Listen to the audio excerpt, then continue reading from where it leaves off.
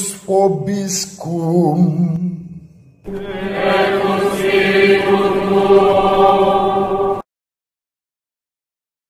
Sahabat peradaban kasih ekologis yang terkasih, selamat berjumpa dalam Renungan Harian bersama saya Romo Alois Budi Purnomo PR melalui channel ini. Semoga panjenengan selalu sehat, tetap semangat tanpa sambat, dan selalu bahagia, kebahagiaan yang bersumber dari Tuhan Allah kita. Hari ini penanggalan liturgi Gereja Katolik mengajak kita untuk merayakan Hari Raya Santa Perawan Maria dikandung tanpa noda dosa, Santa Maria Immaculata. Sahabat peradaban kasih ekologis yang terkasih, tepatnya kita merayakan Hari Raya Santa Maria yang dikandung tanpa noda tanggal 8 Desember. Namun karena tanggal 8 Desember jatuh pada hari Minggu, maka hari raya ini diundur satu hari, yaitu pada hari ini, tanggal 9 Desember. Nanti kita akan merenungkan apa makna dan artinya Hari Raya Santa Perawan Maria dikandung tanpa noda dosa. Sekarang mari kita awali perjumpaan kita dengan bersatu di dalam doa. Dalam nama Bapa dan Putra dan Roh Kudus. Amin. Allah Bapa yang Maha Pengasih dan Penyayang, sumber kesucian dan kekudusan, dalam diri Santa Perawan Maria yang dikandung tanpa noda, Engkau telah menyiapkan kediaman yang layak bagi putramu, sebagaimana Engkau sendiri telah membebaskan dia dari setiap noda dosa. Semoga berkat doa-doanya Engkau pun memperkenankan kami sampai kepadamu dalam kemurnian, kesucian, dan kekudusan, dengan pengantaraan Tuhan kami Yesus Kristus Putramu, yang hidup dan berkuasa bersama Dikau dalam persatuan Roh Kudus, Allah yang Maha Esa, Tritunggal Maha Kudus, sepanjang segala masa. Amin. Dalam nama Bapa dan Putra dan Roh Kudus. Amin. Sahabat peradaban kasih ekologis yang terkasih, mari kita baca bacaan-bacaan yang ditawarkan dan diwartakan kepada kita pada Hari Raya Santa Perawan Maria dikandung tanpa noda dosa. Bacaan pertama dikutip dari kitab Kejadian bab 3 ayat 9 sampai 15 dan ayat 20. Pada suatu hari di Taman Eden, setelah Adam makan buah pohon terlarang, Tuhan Allah memanggil manusia itu dan berfirman kepadanya, "Di manakah engkau?" Ia menjawab, "Ketika aku mendengar bahwa engkau ada dalam taman ini, aku menjadi takut karena aku telanjang, sebab itu aku bersembunyi." Lalu Tuhan berfirman, "Siapakah yang memberitahukan kepadamu bahwa engkau telanjang? Apakah engkau makan dari buah pohon yang kularang engkau makan itu?" Manusia itu menjawab, "Perempuan yang kau tempatkan di sisiku, dialah yang memberi dari buah pohon itu kepadaku, maka ku makan." Kemudian berfirmanlah Tuhan Allah kepada perempuan itu, "Apakah yang telah kau perbuat ini?" Jawab perempuan itu, "Ular itu yang memperdayakan aku, maka ku makan." Lalu berfirmanlah Tuhan Allah kepada ular itu, "Karena engkau berbuat demikian, terkutuklah engkau di antara segala ternak dan di antara segala binatang hutan.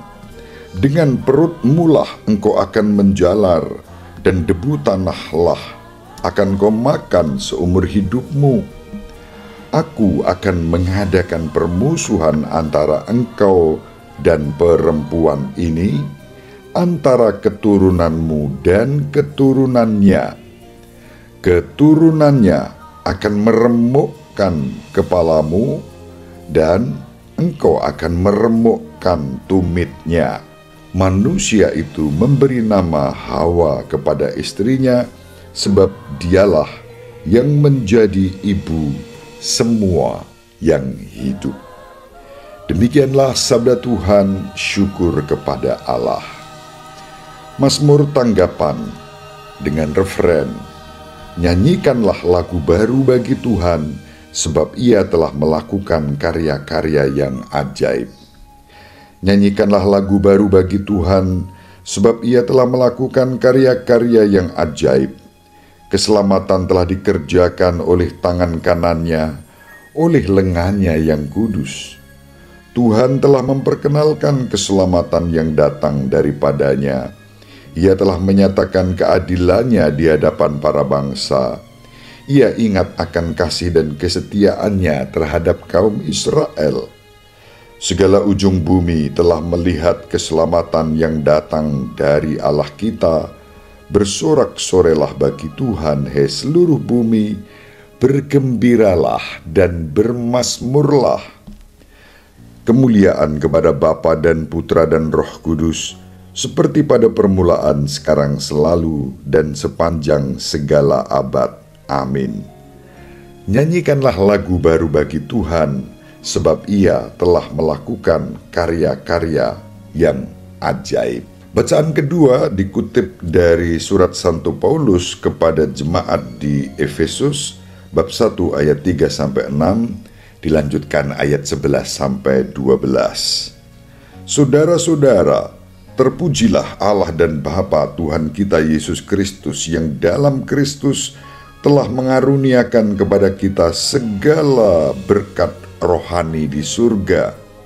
Sebab di dalam Dia Allah telah memilih kita sebelum dunia dijadikan, supaya kita kudus dan tak bercacat di hadapannya. Dalam kasih, Ia telah menentukan kita dari semula untuk menjadi anak-anak-Nya oleh pengantaraan Yesus Kristus, sesuai dengan kerelaan kehendak-Nya, supaya terpujilah kasih karunia-Nya yang mulia, yang dikaruniakannya kepada kita di dalam Dia yang dikasihinya. Aku katakan di dalam Dia, karena di dalam Dialah kami mendapat bagian yang dijanjikan Allah, yakni kami yang dari semula ditentukan untuk menerima bagian itu sesuai dengan maksud Allah, yang di dalam segala sesuatu bekerja menurut keputusan kehendak-Nya. Dengan demikian, kami yang sebelumnya telah menaruh harapan pada Kristus, ditentukannya supaya menjadi pujian bagi kemuliaannya. Demikianlah sabda Tuhan, syukur kepada Allah. Sahabat peradaban kasih ekologis yang terkasih, sekarang mari kita baca Injil Lukas bab 1 ayat 26-38. Dalam bulan yang ke-6, Allah mengutus malaikat Gabriel ke sebuah kota di Galilea bernama Nazaret, kepada seorang perawan yang bertunangan dengan seorang bernama Yusuf dari keluarga Daud. Nama perawan itu Maria. Ketika masuk ke rumah Maria, malaikat itu berkata, "Salam, hai engkau yang dikaruniai, Tuhan menyertai engkau." Maria terkejut mendengar perkataan itu, lalu bertanya di dalam hatinya, "Apakah arti salam itu?" Kata malaikat itu kepadanya, "Jangan takut, hai Maria, sebab engkau beroleh kasih karunia di hadapan Allah.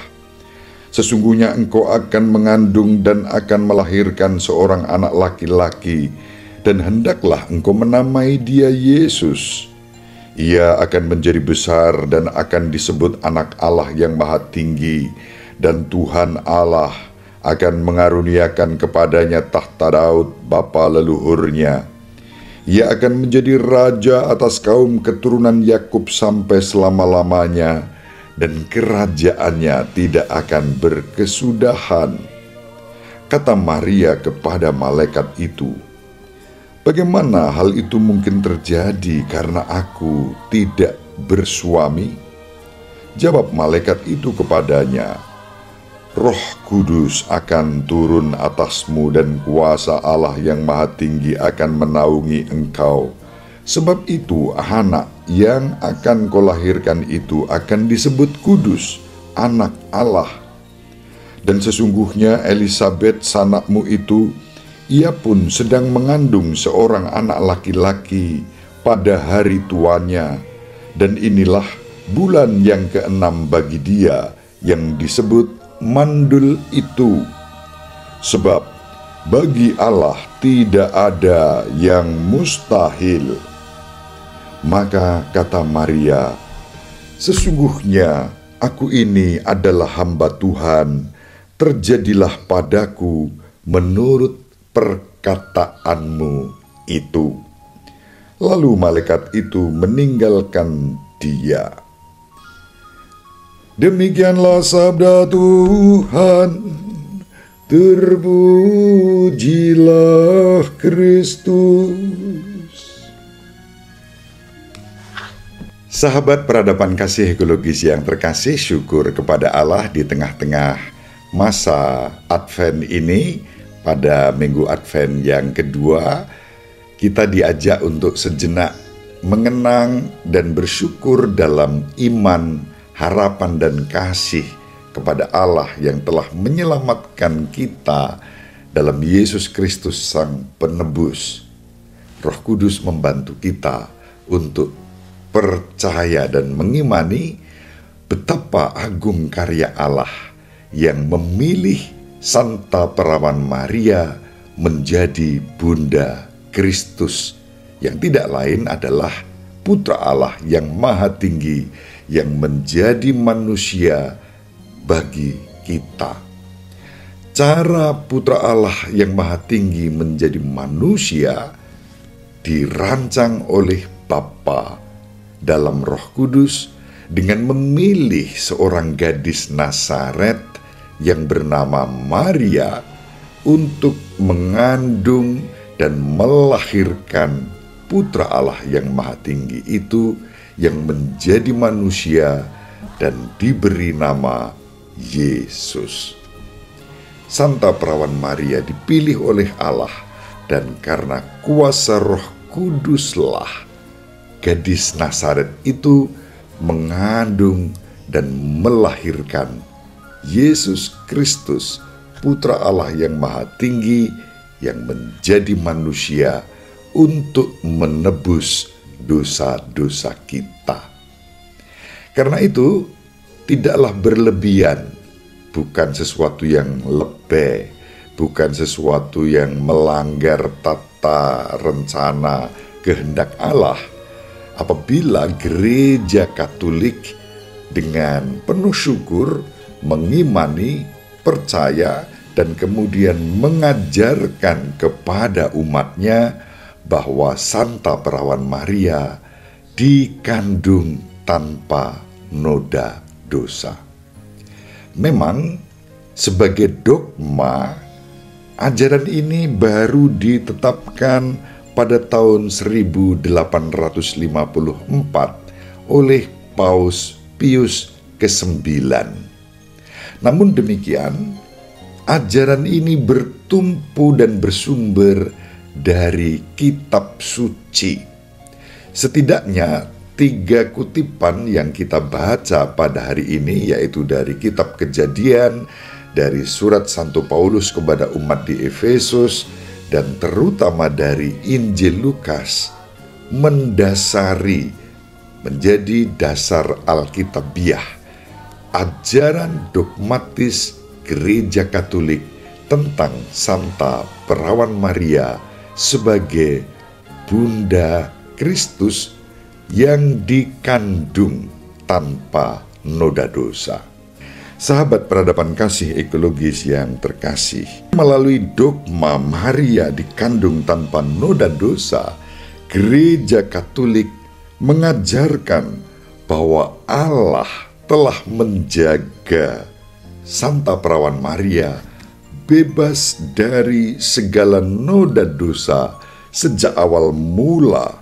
Maka Santa Perawan Maria bebas dari dosa asal.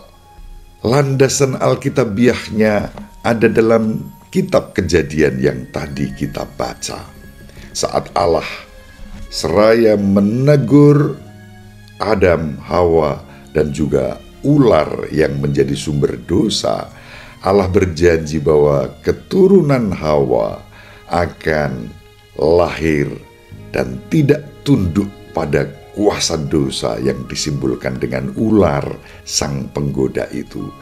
Bahkan perempuan itu akan melahirkan keturunan yang meremukkan kepalanya, kepala ular sang sumber dosa itu.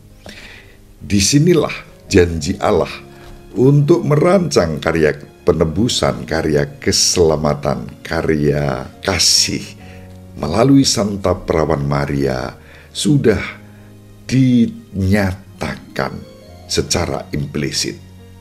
Menjadi jelas dan tegas di dalam Injil, perempuan yang dipilih oleh Allah itu tidak lain adalah gadis Nazaret yang bernama Santa Maria. Itulah sebabnya ketika malaikat itu datang menyapa Maria, malaikat itu berkata, "Salam, hai engkau Maria, karena engkau diberi rahmat, kasih karunia Allah ada padamu." Sejak awal mula rancangan karya keselamatan Allah itu terjadi. Santo Paulus dalam suratnya kepada umat di Efesus mengatakan, bahkan sebelum dunia dijadikan, Allah merancang agar karya keselamatan itu terjadi. Sahabat peradaban kasih ekologis yang terkasih, syukur kepada Allah. Sejak awal mula, Santa Perawan Maria disucikan oleh kasih karunia Allah sendiri. Maria hidup dalam kekudusan, bukan karena jasanya sendiri, melainkan karena demikianlah Allah merancang karya keselamatan itu. Kalimat penting dalam Injil ditunjukkan kepada kita bahwa tidak ada yang mustahil bagi Allah, termasuk ketika mempersiapkan Santa Perawan Maria sejak awal mula dikandung tanpa noda dosa. Santa Maria bukan hanya penuh rahmat, tetapi disucikan sejak awal mula.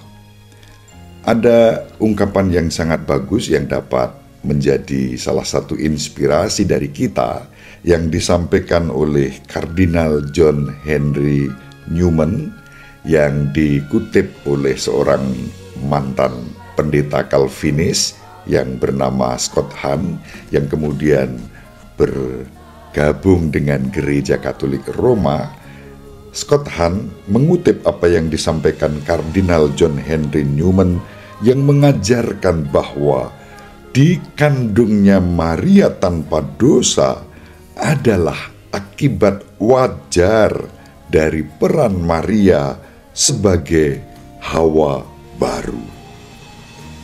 Ia bertanya, kalau Hawa ditinggikan di atas kodrat insani berkat karunia moral yang ada dalam dirinya, yang kita sebut rahmat, apakah tidak tepat kalau kita mengatakan bahwa Maria memiliki rahmat yang jauh lebih besar? Alasannya karena dia dipilih menjadi bunda putra Allah. Dan kalau Hawa memiliki karunia adikodrati yang diberikan kepadanya sejak saat pertama kehadirannya sebagai pribadi, tidakkah mustahil mengingkari bahwa Maria juga memiliki karunia itu sejak saat pertama keberadaannya sebagai pribadi. Tentu dengan sangat wajar kalau kita bersama gereja mengimani bahwa Maria juga memiliki karunia itu sejak saat pertama keberadaannya sebagai pribadi. Maka di sini Kardinal Newman berpendapat bahwa tepat sekali Kristus lahir dari seorang ibu yang tanpa noda dosa. Sahabat peradaban kasih ekologis yang terkasih, gereja awal sangatlah percaya. Bagi gereja awal sangatlah wajar diimani bahwa Maria dikandung tanpa noda dosa sejak awal mula. Pada abad keempat, Santo Efrem dari Suriah memberi kesaksian tentang hal ini. Kesaksian serupa disampaikan oleh Santo Agustinus pada abad kelima. Bahkan Santo Agustinus merumuskan ajaran ini secara tepat dalam kerangka keluarga. Ia berkata bahwa suatu pelecehan terhadap Yesus mengatakan bahwa ibunya seorang pendosa. Santo Agustinus dengan jelas mengajarkan hal itu. Memang semua orang telah berdosa, kata Santo Agustinus, kecuali perawan Maria yang kudus, yang telah dipersiapkan sejak awal mula oleh Allah untuk mengandung dan melahirkan Putra Allah yang Maha Tinggi. Untuk mengandung dan melahirkan Putra Allah yang Maha Tinggi yang menjadi manusia dalam Yesus. Santo Agustinus menulis, bagaimanapun kita tahu betapa besar rahmat yang diberikan kepada Maria untuk mengalahkan dosa sama sekali, karena ia diperkenankan mengandung dan melahirkan Dia yang kita imani sebagai yang kudus dari Allah, sama dalam segala hal dengan manusia, kecuali dalam hal dosa. Yesus Putra Allah yang Maha Tinggi yang seperti itu juga menyucikan rahim Santa Perawan Maria sejak awal mula, dikandung tanpa noda dosa. Sahabat peradaban kasih ekologis yang terkasih, itulah sebabnya dogma yang diberikan oleh Paus Pius ke-9 bukan sesuatu yang jatuh dari langit tiba-tiba, tapi bersumber dari permenungan atas kitab suci, ada dasar-dasar alkitabiahnya, dan dihidupi dalam tradisi suci selama berabad-abad sejak awal mula. Barulah pada tahun 1854 gereja memaklumkan dogma Maria dikandung tanpa noda. Sementara itu kita diajak untuk percaya apa yang diajarkan oleh gereja bukanlah sesuatu yang isapan jempol, bukan sesuatu yang naif, bukan sesuatu yang berlebihan, melainkan suatu kewajaran. Yang menarik adalah 4 tahun sesudah dogma yang diajarkan oleh Paus Pius ke-9 ini disampaikan, yaitu pada tahun 1858, Santa Perawan Maria sendiri meneguhkan ajaran dogmatis itu ketika Santa Perawan Maria menampakkan diri kepada Santa Bernadette di Lourdes, atau kita sebut Lourdes. Pada saat itu Santa Bernadette diminta oleh uskup dan pastor setempat untuk bertanya kepada perempuan yang menampakkan diri kepadanya, bertanya dengan pertanyaan sederhana, "Siapakah namamu?" Dan perempuan yang cantik itu menjawab, akulah yang dikandung tanpa noda dosa. Maria Immaculata, gadis Lourdes yang sederhana, bahkan cenderung bukan terpelajar.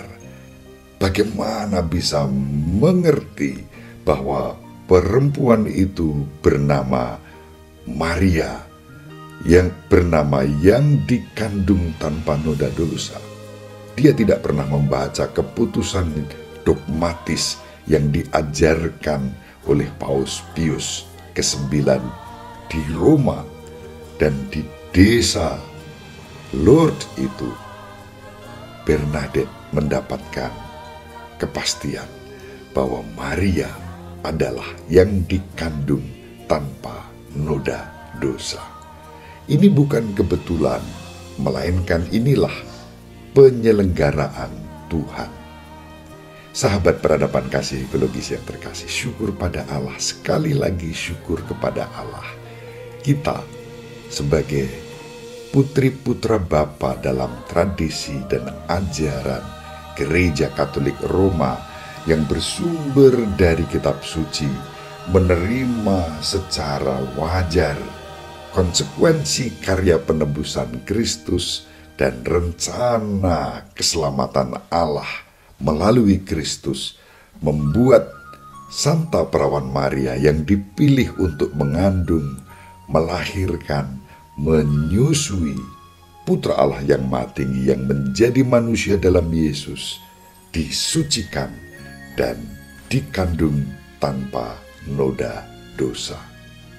Ajaran ini memberikan pengharapan kepada kita tentang masa depan keselamatan, kesucian dan kekudusan yang menjadi kerinduan dan upaya kita semua untuk mengalami karya keselamatan dan penebusan Kristus. Mari bersama Santa Perawan Maria yang dikandung tanpa noda dosa, kita juga berupaya terus mempersembahkan hidup kita dalam kesucian, kekudusan, agar pada saatnya layak menyambut kedatangan Tuhan kita, Yesus Kristus, Juru Selamat semua orang. Ibu Maria dan Bapak Yusuf selalu mendoakan kita. Semoga panjenengan semua sahabat peradaban kasih ekologis yang terkasih bersama seluruh anggota keluarga dimanapun berada dibimbing, dilindungi dan diberkati oleh Allah yang Maha Kuasa, Bapa dan Putra dan Roh Kudus. Amin. Terima kasih, salam sehat, tetap semangat tanpa sambat, selalu bahagia. Kebahagiaan yang bersumber dari Tuhan Allah kita. Salve, shalom, salam sejahtera, berkah dalam.